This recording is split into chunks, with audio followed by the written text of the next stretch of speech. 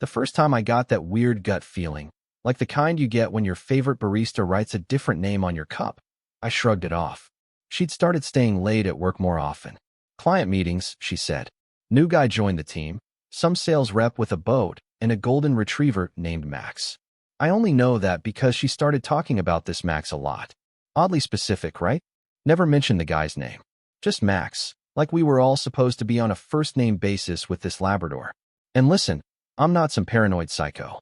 I believe in space, trust, letting your partner have their own world. But something started to shift. Her phone was always upside down. She started keeping it on silent. Her laugh changed when she texted, like she was trying not to let it out too loud. You notice that stuff when you've shared a bed with someone for almost a decade. Then she stopped initiating sex. I mean, completely. From 3 times a week to nada. I asked if everything was okay. She said work stress. I asked if she was sure. She said she was just tired. Always tired. The kind of tired that can't be fixed by sleep. I didn't want to jump to conclusions. I'd seen friends spiral because they let one odd detail become a whole story in their head. So I did what every emotionally healthy adult does. I repressed the hell out of it and pretended everything was fine. But something in me knew. I didn't know what yet, but the fuse had been lit. I just hadn't seen the explosion. Not yet. So it's a Thursday. Middle of the week. Middle of the month. Nothing special. I just gotten home from work early because a meeting got canceled. I figured, hey, maybe I'll surprise her, cook dinner, finally have one of those real conversations we'd been dodging. Something low-key but honest. She was still at work, or so I thought. I'm chopping onions, half watching the game, and I hear her iPad ding from the living room. Normally, I wouldn't have given it a second thought, but it lit up with a message. From a name I didn't recognize, Jay. I freeze. That emoji alone felt like a punch. Not Jay from accounting. Not Jay coworker. Just Jay. With a glass of red wine. My gut, that same gut that didn't trust her laugh last week, kicked in hard. I pick up the iPad. Now let me just say, I never snoop. Not out of moral high ground, just, I'd never needed to. But I tapped it. One tap. That's all it took. The message read, last night was unreal. Still thinking about you in that dress. Wish you didn't have to leave so soon. I stood there for a full minute just staring at it, like maybe it would glitch out and turn into an ad or a calendar reminder or literally anything else. But nope. That was a message from a man who wasn't me talking about last night. I unlocked the iPad. Guess what? Her iCloud syncs everything. Texts, photos, emails. Bless technology. 20 minutes later, I had the whole archive. The late-night texting started 3 months ago. First, it was innocent, or at least just flirty. Then came the accidental dinner meetups. Then pictures, nothing X-rated, but definitely not something you'd send your coworker unless your coworker was also undressing you with his phone screen. And then, the hotel receipts.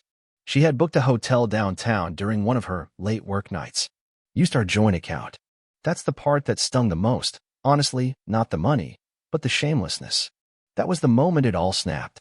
The moment the floor gave out. The air felt thicker. Time slowed down, but everything hurt at once. The kind of betrayal you can't even scream about because it feels too big to fit through your mouth. I didn't call her. I didn't text. I just sat there, staring at the screen, knowing my marriage had already ended. I just hadn't told myself yet. She walked in around 7:30, same as always, coat slung over one shoulder, phone in hand, half smile on her face like nothing in the world was burning. She kissed me on the cheek, dry as a saltine, and headed to the kitchen, humming like she hadn't just detonated a nuke in our life. I waited. Let her settle in. Let her pour that post-work wine she always needed after dealing with idiots. Then I hit her with it. So who's Jay? She froze. Didn't even turn around. Just stood there with the bottle mid-pour, like she'd glitched. What do you mean? She asked, way too calm. I mean the guy texting you about last night. The one with the winky face. The one you met at the downtown hotel. Now she turned around, wine forgotten.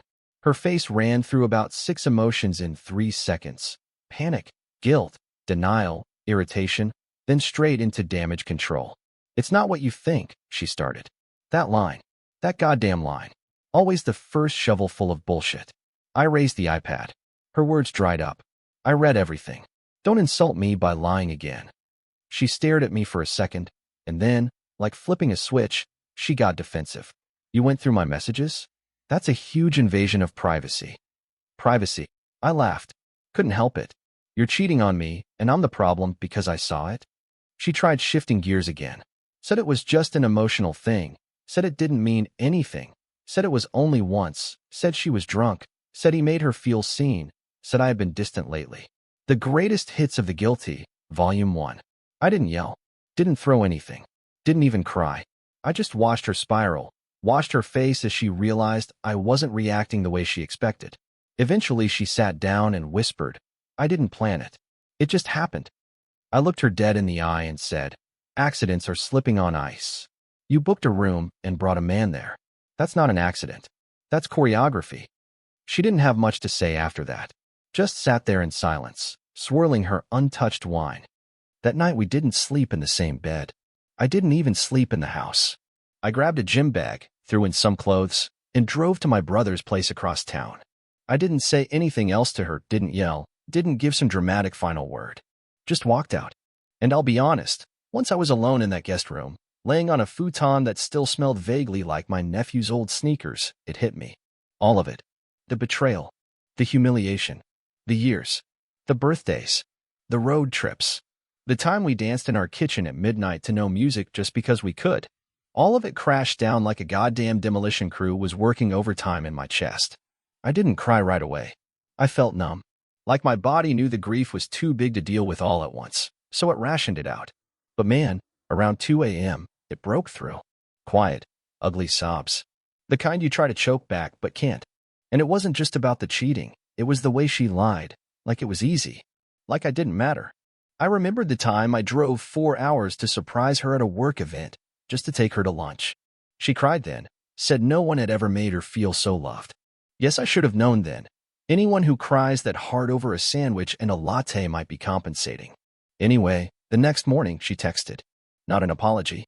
Just, can we talk? Talk? No? Like this was some minor argument about who forgot to pay the electric bill? I ignored it. She called next. I let it ring.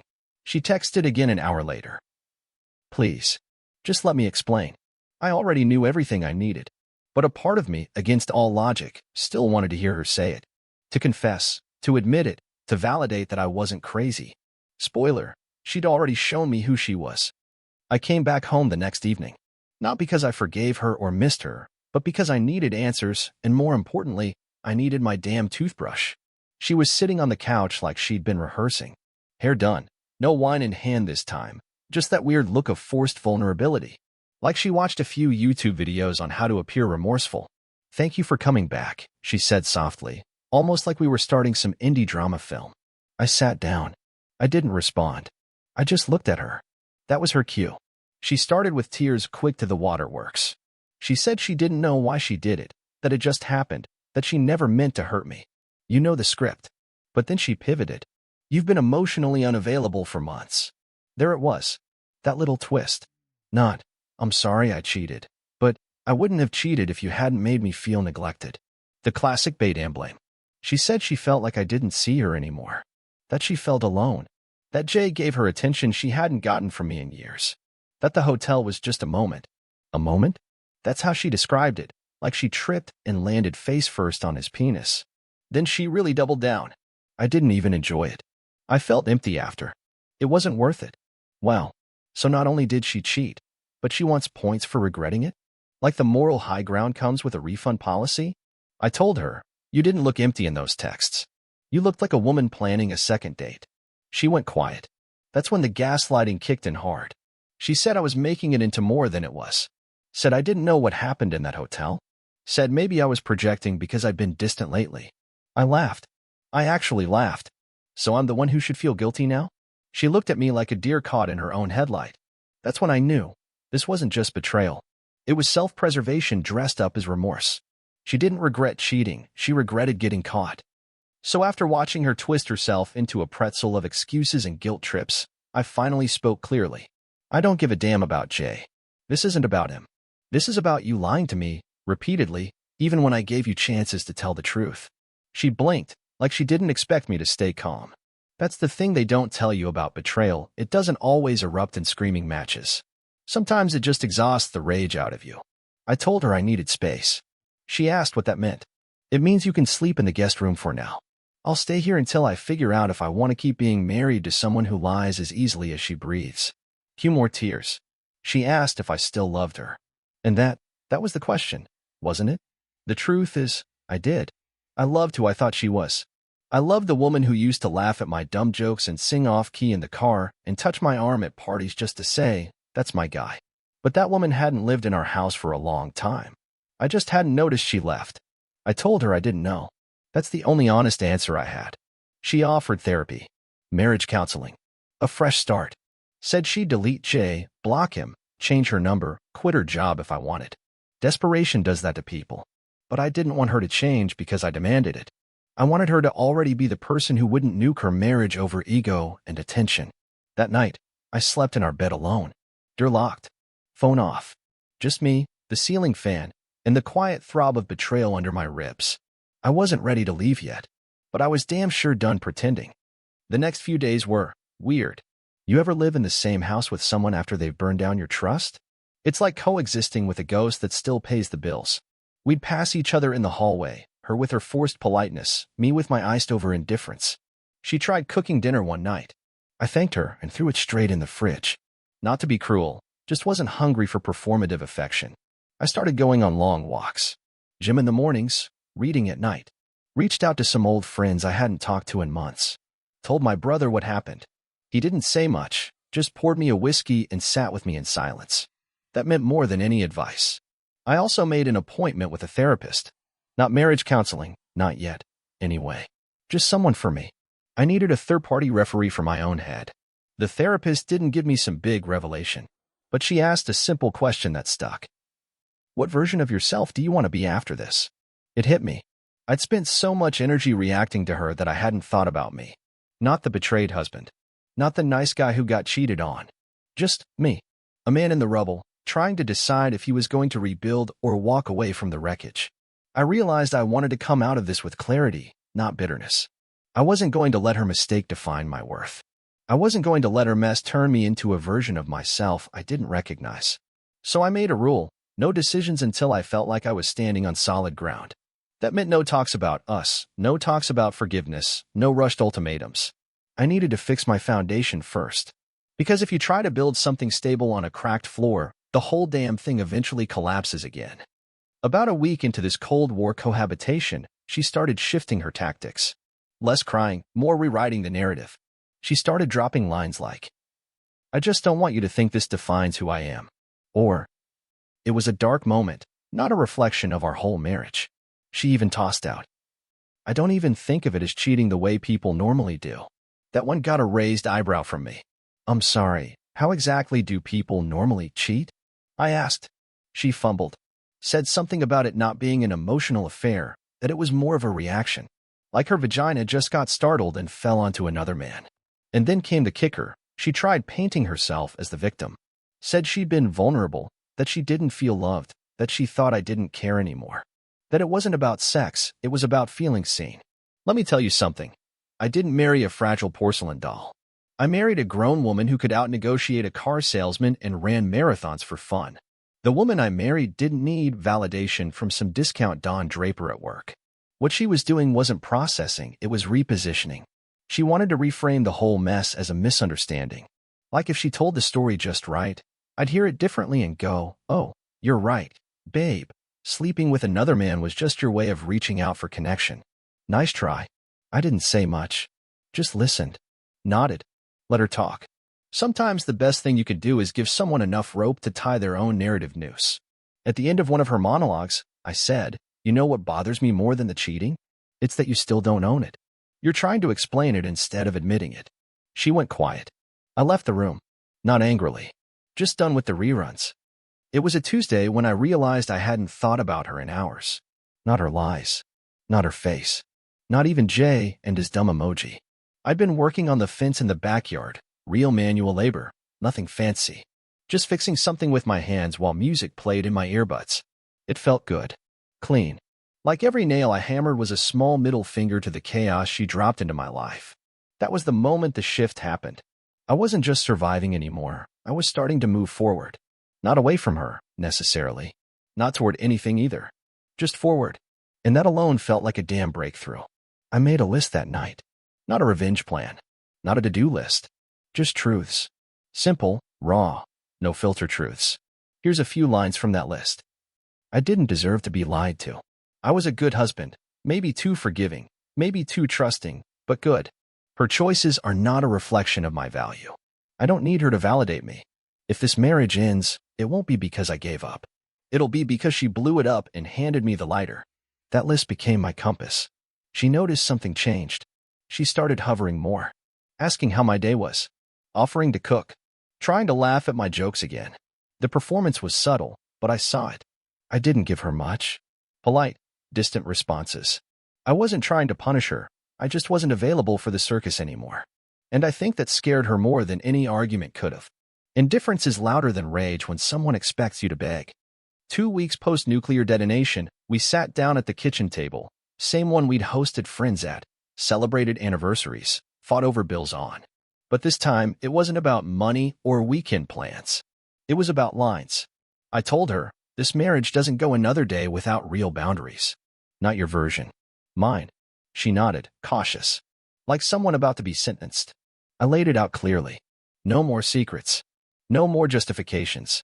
Full phone access, no complaining. Transparency, real, uncomfortable, unfiltered honesty. And therapy, but not as a band-aid. As triage.